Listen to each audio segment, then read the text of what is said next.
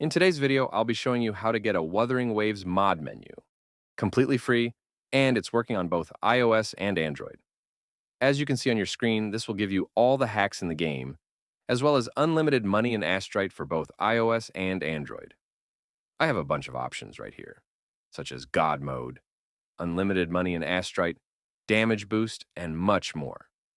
First of all, you need to make sure that your Wuthering Waves game is updated to the latest version. To check that, simply go to the App Store and see if there is any update available for the game. If not, then you are good to go. The next thing you need to do is to simply head over to the pinned comments down below. There, I explain exactly where you can get Wuthering Waves++. So, just head over to the pinned comments, leave a like if this method worked for you at the end, and that's it. See you all in the next video. Bye-bye.